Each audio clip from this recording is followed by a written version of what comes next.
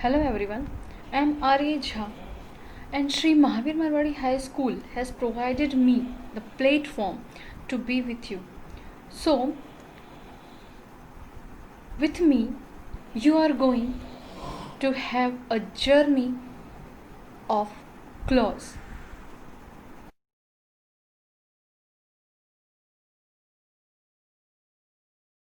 In this journey, we will learn something more about claws. कुछ students ने मुझसे फरमाइश की क्लॉज को कुछ और नए ढंग से एक्सप्लेन करने के लिए. That's why I am trying to do this again. So let's start.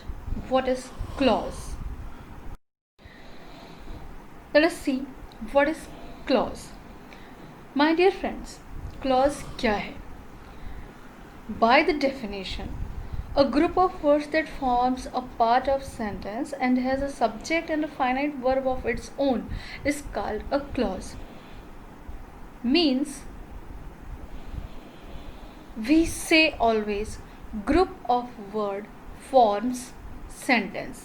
Okay, group of words forms a sentence, but in a sentence there are many more words. These group of words makes separated parts. These are called clause.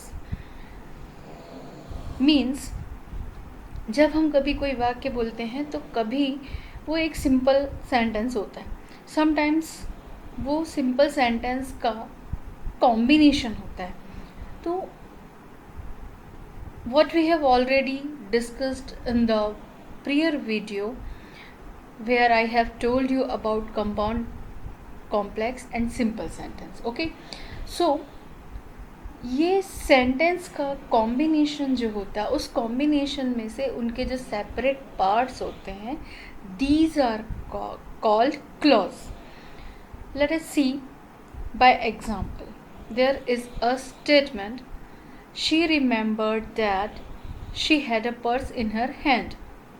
अब जब हम इस पूरे sentence को divide करते हैं तो हम देखते हैं शी रिमेंबर्ड एक पार्ट है, दैट कनेक्टिंग वर्ड है, कंजंक्शन है, और शी हैड अ पर्स ये एक दूसरा पार्ट है.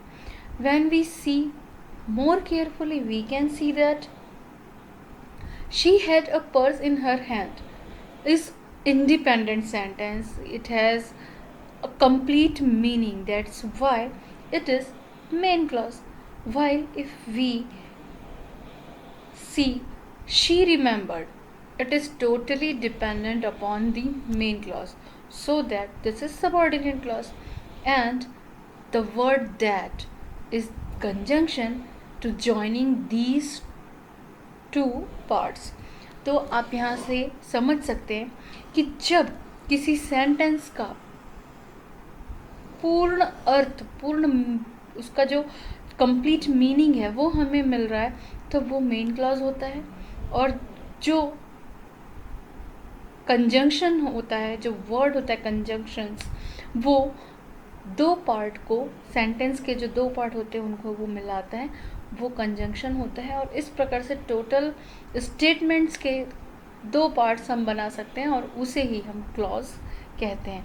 आई hope now you understood what is clause. Again I am repeating, a group of words that forms a part of sentence and has a subject and a finite verb of its own is called a clause. Okay, let's see more examples. The first example indicates the girl whose father is doctor is my friend. You can see here that the girl is my friend and her father is doctor. These are two sentences and the first sentence is combination of these two sentences. The girl whose father is doctor is my friend. तो आप यहाँ देख सकते हैं कि दो statements को whose जो कनेक्टिंग वर्ड है उसने यहाँ पर कंबाइन किया हुआ है और ये एक सिंपल एक स्टेटमेंट बन रहा है. The girl whose father is doctor is my friend. तो यहाँ पर इस प्रकार जो पार्ट्स होते हैं, जो स्टेटमेंट के पार्ट्स हैं, these are called clause. Whose father is doctor is subordinate clause, and the girl is my friend can be a principal clause. Okay, and in the second statement, these are the pupil who robbed the shop yesterday. यहाँ पे कह रहा है कि these are the pupil, ये वही लोग हैं. Who robbed the shop? Who robbed the shop yesterday means वो लोग जो हैं उनकी क्या स्पेशलिटी है, उनकी क्या खासियत है, वो who robbed the shop yesterday ये वाला पार्ट हमें बता रहा है. तो these are the pupil, ये तो एक सिंपल स्टेटमेंट हो गया. These it may be a main clause, but when we see more who robbed the shop yesterday, it say something more about the main clause. Okay, and if we see that who robbed the shop yesterday, यदि हम यही statement देखते हैं तो ये completely dependent है, ये अधूरा होता है. जब तक उसके पहले हम these are the pupil ना कहें तो वो स्टेटमेंट हमें अधूरा लगता है. तो इसी प्रकार इस जो ग्रुप ऑफ वर्ड है उसकी मीनिंग को कंप्लीट करने के लिए हमें और वर्ड्स की आवश्यकता होती है.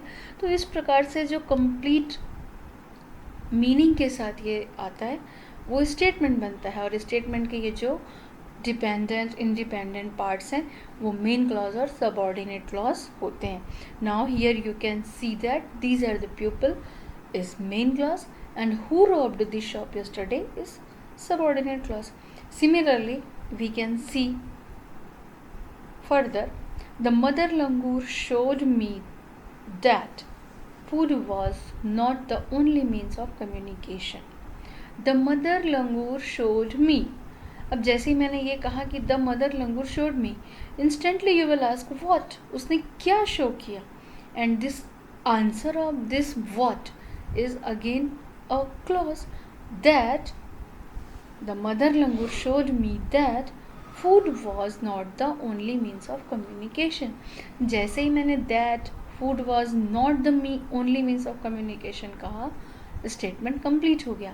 So again you can identify the main clause and principal clause, main clause and subordinate clause here. Okay, now again examples are here. If you wear mask you will be safe. If you wear mask you will be safe. यदि आप mask पहनते हैं तो आप सुरक्षित होंगे. तो ये जो बात है वो आपकी कंडीशन बता रही है कि यदि आप मास्क पहनते हैं उसी कंडीशन में आप सेफ होंगे.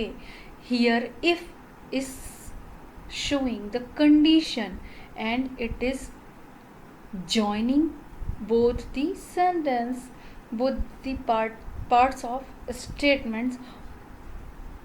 If you wear mask, this is one part, you will be safe, another part, and both are connected by if. तो ये कंडीशनल है, यहाँ पे वो कंडीशन बता रहा है. This is called conditional clause और if clause. Okay, again example of if clause. Watch the video till end if you want to know more about clause. Watch the video till end if you want to know more about clause. यदि तुम अधिक जानना चाहते हो clause के बारे में तो तुमको ये वीडियो पूरा एंड तक देखना है. एंड तक देखो. तो ये जो चीज़ें ये कंडीशन बताती हैं कि यदि ऐसा होगा तो ये बात होगी. ऐसा जो स्टेटमेंट आता है तो उसे कंडीशनल क्लॉज या इफ़ क्लॉज कहा जाता है. That is already mentioned in my video, but we will see it again in further. So you have seen that the main clause and subordinate clause and functions of subordinate clauses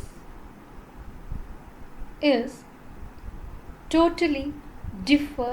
It varies from statements to another statements. Okay, her statement के अनुसार subordinate clause का जो function है, जो task है, जो work है, जो रोल है, वो बहुत डिफरेंट होता है। ये आपने देख लिया।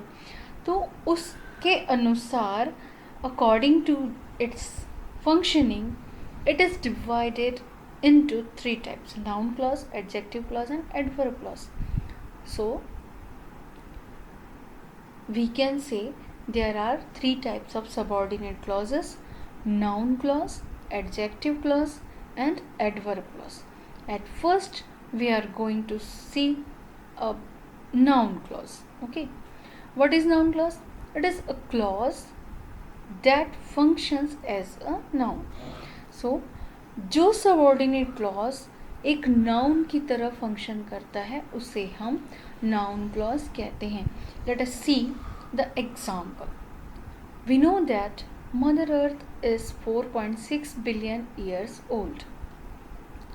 Now if I say we know, then you will ask what, and the answer is mother earth is 4.6 billion years old.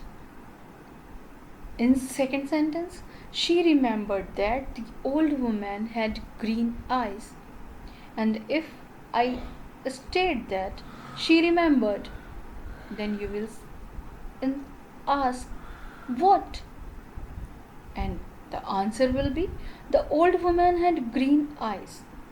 And in third statement, the teacher proposed that there should be a football match. And if anyone state that the teacher proposed, definitely the question arise here, what? जैसे ही हम ये लिखें, कहते हैं we know, she remembered, the teacher proposed, again question arise here, what? And answers are the main clauses. So my dear friends, when in any statement you ask the question what and the answer is by the remaining clause, that remaining clause is playing the role of noun clause. Okay, जैसे ही आप कोई वाक्य बोलते हैं और उसमें आप पूछते हैं क्या, मैंने कहा कि मैं जानती हूँ, तो आप पूछेंगे क्या, उसने याद किया, तुरंत क्वेश्चन आता है क्या याद किया. टीचर ने कहा या टीचर ने ये प्रपोजल रखा, तुरंत क्वेश्चन आता है क्या. तो क्या जो है, व्हाट जो है, व्हाट का आंसर जिस स्टेटमेंट से हमें मिलता है उसे हम नाउन क्लॉज कहते हैं. ओके, व्हाट का आंसर देने वाले क्लॉज को हम नाउन क्लॉज कहते हैं, क्योंकि नाउन क्या होता है ये आप बहुत अच्छे से जानते हैं, और क्लॉज में इस व्हाट का आंसर देने वाला जो पार्ट होता है वो मोस्टली नाउन होता है. तो आप समझ सकते हैं कि नाउन क्लॉज क्या होता है.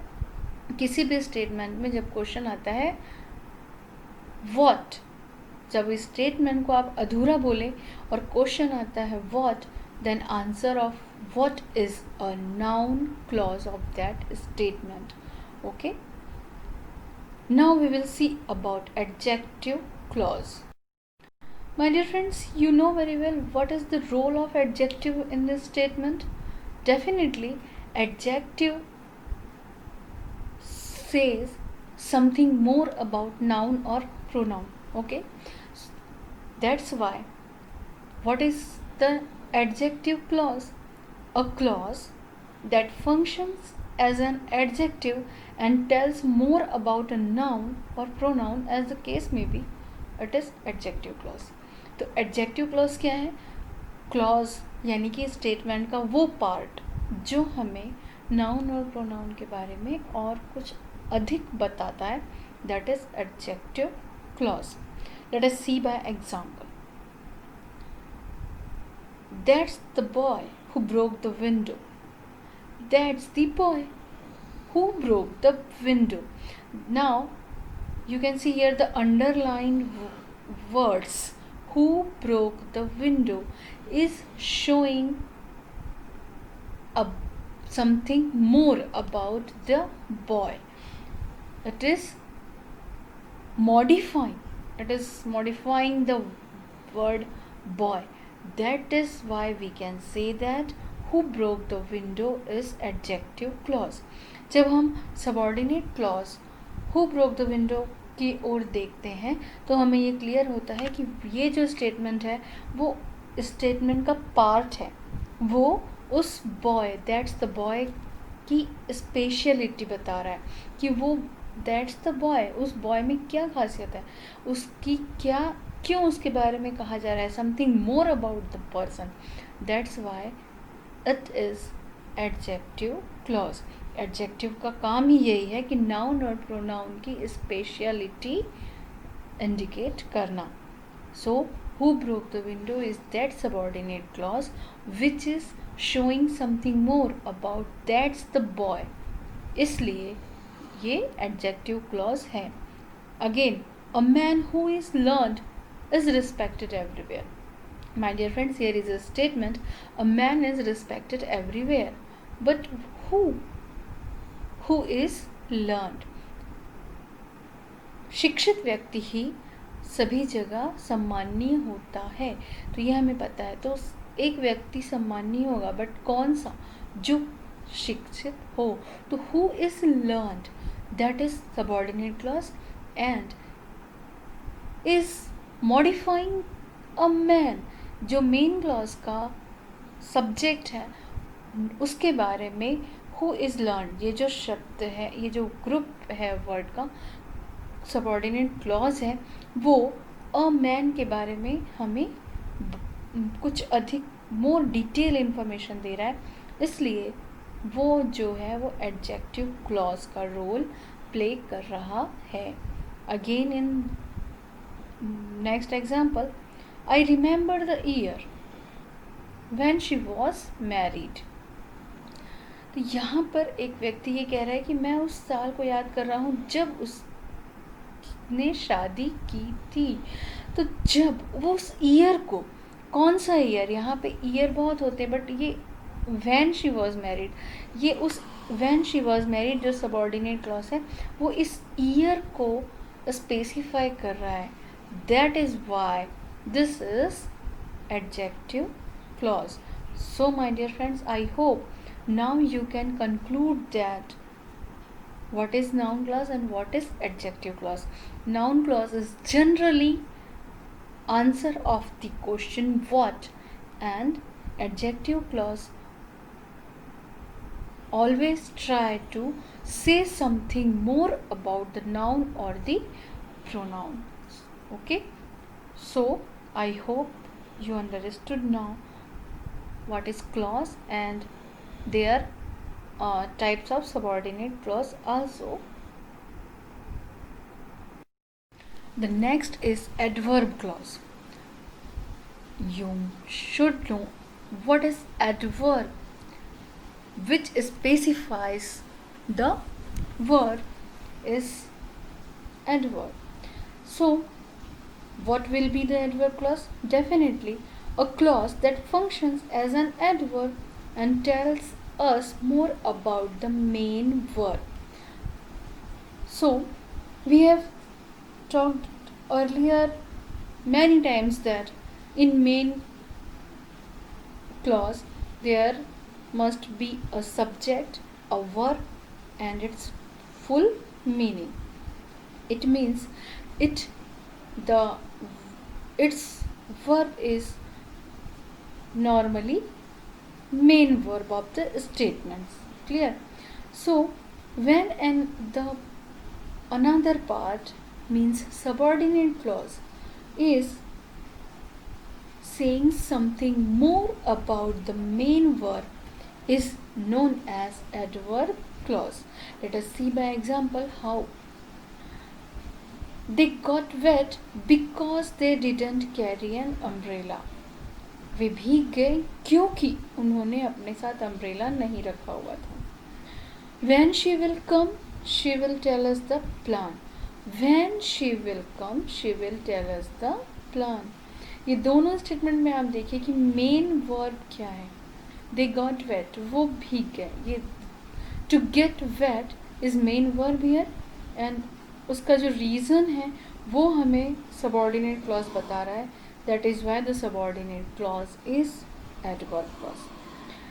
When she will come, she will tell us the plan. When she will tell us the plan. वो हमें प्लान बताएगी, लेकिन कब? जब वो आएगी. तो ये जो मेन एक्शन वर्ब है उसके बारे में उसको और अधिक स्पेसिफाई कर रहा है जो क्लॉज, वो एडवर्ब क्लॉज होगा. If you come by car you will reach early. You will reach early if you come by car. Again here is condition. यदि आप कार से आते हैं तो आप जल्दी पहुंच जाएंगे. तो डेफिनेटली पहुंचना जो क्रिया है, रीच जो एक्शन वर्ड है मेन, उसके लिए यहाँ पे स्पेसिफिकेशन है if you come by car. So this clause is specifying the main verb. That's why it is adverb clause. He was such an intelligent boy that he can easily pass. वो एक इतना अच्छा, इतना intelligent लड़का है कि वो आसानी से पास हो जाएगा. Such that is here connecting word, and he was an intelligent boy that he can easily pass. ये जो स्टेटमेंट है यहाँ पर एडवर्ब क्लॉज का इंडिकेशन क्लियरली हो रहा है कि वो इतना इंटेलिजेंट है कि वो इजीली पास हो जाएगा. If I were a bird I would spread my wings and fly. If I were a bird, ये एक इमेजिनरी कंडीशन का एग्जाम्पल है. If I were a bird I would spread my wings and fly. यदि मैं पक्षी होता तो मैं क्या करता? I would spread my wings and fly. मैं अपने पंखों को फैलाता और उड़ता. तो definitely it is I would spread my wings and fly. ये कब होगा? जब आप बर्ड होंगे. तो ये जो एक्शन है, मेन वर्ब है, उसको स्पेसिफाई कर रहा है कि यदि मैं ऐसा होता तो इस प्रकार से जब क्लॉज, सबऑर्डिनेट क्लॉज जो है वो मेन क्लॉज का, मेन एक्शन के वर्ब को स्पेसिफाई कर रहा है, उसके बारे में कुछ और हमें बताता है, तो उसे हम एडवर्ब क्लॉज कहते हैं. So I hope now you can understand that what is adverb clause. And my dear friends, I want to tell you that adverb clause of condition is if clause and known as conditional clause. Okay, we will be continue with conditional clause. Okay, till then keep watching. Have a nice time.